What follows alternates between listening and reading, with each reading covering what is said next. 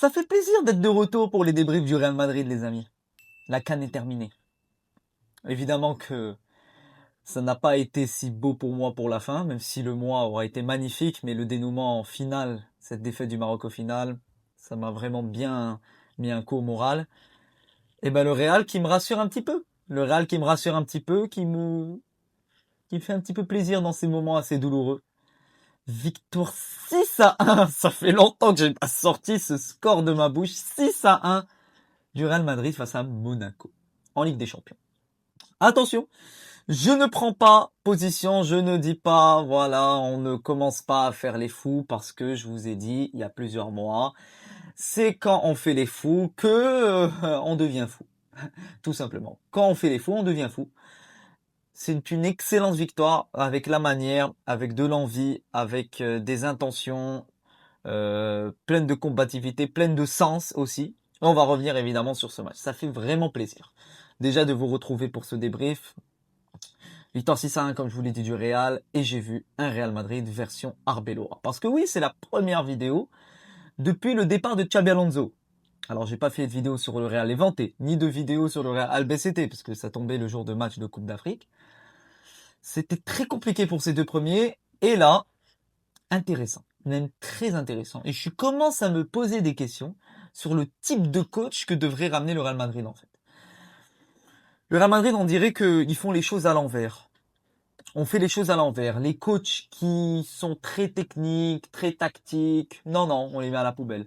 Par contre, les coachs qui sont mignons, qui nous mettent des petits bisous sur les joues, c'est le monde des bisounours, qui nous font plaisir, comme les Carlo Ancelotti, les Zidane, et là, comme par hasard, Arbeloa, qui prend la responsabilité de tout, même quand t'as la fièvre et t'as un rhume, il va dire c'est à cause de moi.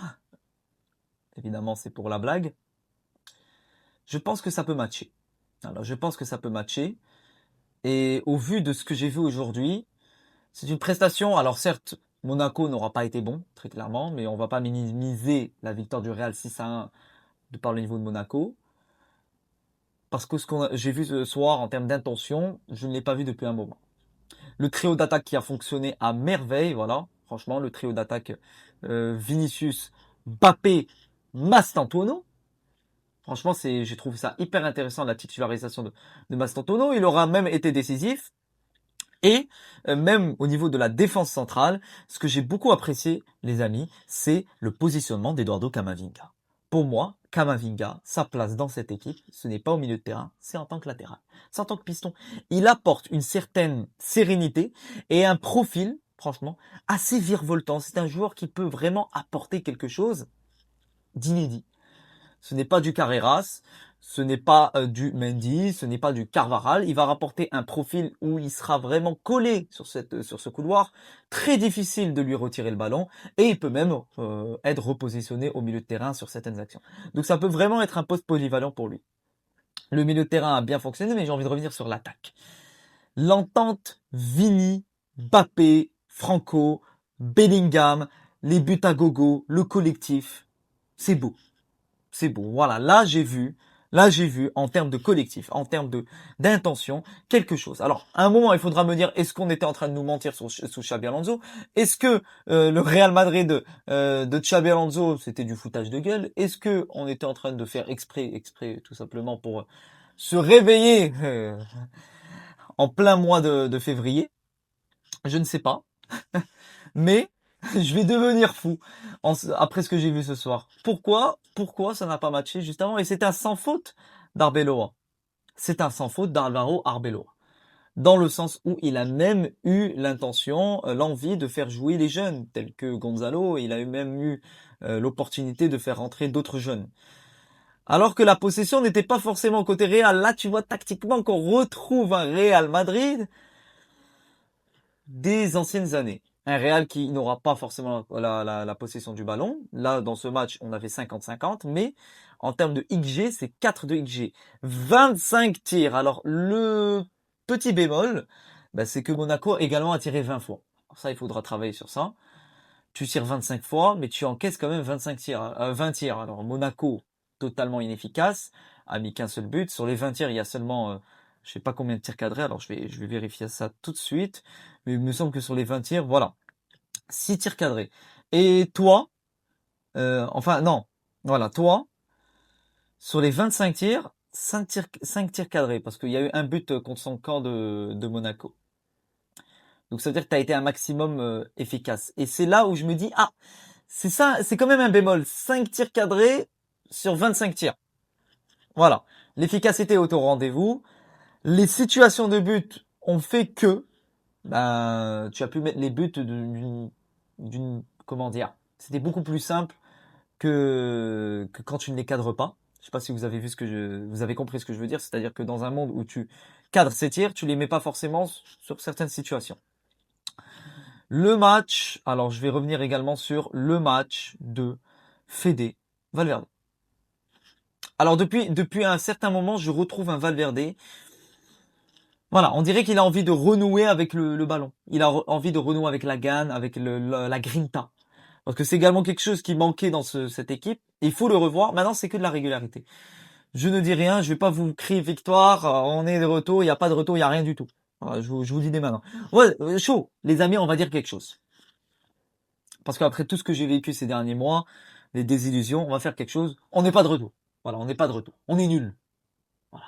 On va jouer la petite carte du retournement de veste. On est nul. Comme ça, on verra si ça va marcher. Vinicius qui a fait un match excellent, surtout sur le 4e but, il me semble, ou 5e but. La manière avec laquelle il attrape, il attire justement les défenseurs de Monaco, et bim, bombasso dans les cages. Là, j'ai vraiment apprécié la lucidité. La lucidité. La lucidité des joueurs. La lucidité de Bellingham. L'envie de faire briller le collectif avant de faire briller l'individualité. L'esprit individualiste était moins présent. On était plus dans un esprit collectif. Faire briller le collectif. Faire briller l'attaque. Faire briller le Real. Faire que le Real marche. Le moteur est en route. Et ça, c'est important. Et je veux voir ça. Et comme je vous l'ai dit, les amis, quand tu n'es pas individualiste, ça marchera. Collectivement, ça marchera. Le problème, c'est que ce match, il me semble que même sous Xabi Alonso, on n'a pas vu ça depuis le match face à Salzbourg en Coupe du Monde des clubs. Je dis pas que Xabi est parti pour de bonnes raisons, parce que non. Pour moi, je reste toujours ferme sur ma décision. C'était un excellent coach, ça le reste, et on a perdu quand même un grand homme. Alors, est-ce que son départ va arranger les choses? Peut-être que oui, je le dis, parce que peut-être que ce n'était pas le coach qui était adapté au profil Real Madrid. On ne méritait pas ce genre de profil. Et quand il va aller dans un autre club, il va réussir. On mérite peut-être un profil beaucoup plus sélectionneur de club, un profil comme Arbeloa, tout simplement. Arbeloa, Zidane, Ancelotti, qui vont vraiment être soudés avec les joueurs, qui vont plutôt défendre les joueurs et prendre tout sur la tronche. C'est aussi ça peut-être qui va faire que les joueurs vont s'activer. Et les joueurs sont beaucoup plus protégés, moins mis dans la boue, j'ai envie de dire. Alors, est-ce que ça va marcher tout le temps? Je ne sais pas, mais on verra. Bellingham qui a eu le droit également à son petit but sur une célébration assez hilarante. Bref, moi, ce qui m'a plu et ce que j'ai envie de retenir de ce match, ce n'est pas le résultat en lui-même. Ce n'est pas avoir gagné 6-1, parce que peut-être que tu aurais gagné 3-0. T'aurais pas gagné 3-0. J'aurais dit, ouais, mais il y a peut-être encore des soucis. Là, ce qui m'a plu, c'est qu'il y avait une envie de faire basculer la situation depuis la conférence de presse. Et ça, c'est important. Ça m'a plu. Il y a eu une envie de faire renverser, de faire balancer la balance de notre côté, tout simplement. L'attaque a fonctionné, le milieu a fonctionné, les récupérations étaient là, les idées de jeu étaient là, les récupérations, le pressing, les mouvements également, les mouvements qu'on n'a pas vus. Alors je me demande si Xabi Alonso devant son écran, devant sa télé, bien au chaud, il doit se dire mais putain, bande de salauds. Vous le faites avec lui mais pas avec moi. Je suis sûr il devrait se dire à ça dans la tête. Bande de salauds. Et je vous jure que c'est possible. Et ça me ferait rire. S'il continue comme ça tous les matchs, je serai content, et honte à eux quand même. Honte à eux de ne pas l'avoir fait avec Xabi Alonso, et là on comprendra que en fait ils voulaient pas le coach. Voilà. Et c'est aussi honteux, parce que tu es plutôt dans le sens où on va être dans la mutinerie, l'envie de virer un coach, par le manque d'effort, par le manque de travail, pour à la fin travailler avec un coach qui nous protège. Je sais pas si vous avez compris. Donc voilà, Bah, une victoire qui fait plaisir, 6-1. J'ai pas grand chose à dire. La domination était totale. On a eu ce qu'on voulait. Voilà, on a eu ce qu'on voulait. Le Bernabéu qui a soutenu le public, ça aussi c'est, enfin le public. Le Bernabéu a soutenu le public. Franchement, je commence vraiment à partir en vrille, les amis. Le Bernabéu qui a soutenu l'équipe, ça aussi c'est cool. Mais attention, attention à ne pas flancher dans les jours qui viennent parce que j'ai connu ça sur les mois derniers. Attention à ce que ça soit pas une simple prestation magnifique suivie de désillusion. J'espère que non.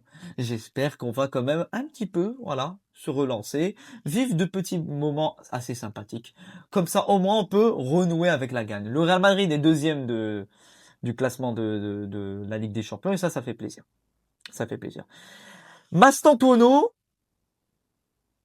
ça a marqué son but également. Alors je regarde, mais ça rate. Ça rate beaucoup trop. Il doit travailler dans sa manière de cadrer les tirs, dans sa manière de vouloir entreprendre ses actions.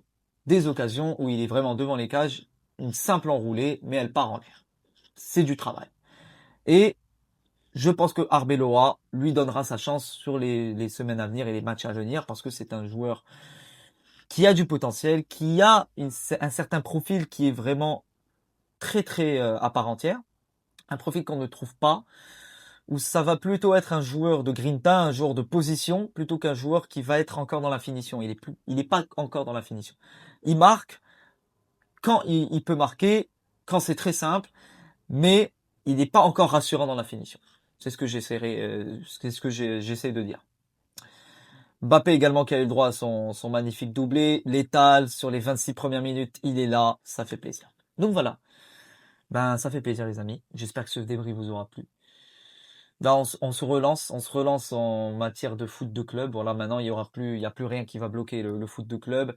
La Coupe du Monde arrivera cet été, donc on repartira sur de nouvelles analyses sportives hors club. J'espère que ce débrief vous aura plu. À la Madrid, Inadamas, à bientôt pour de nouvelles aventures. Ciao les amis, ça fait plaisir.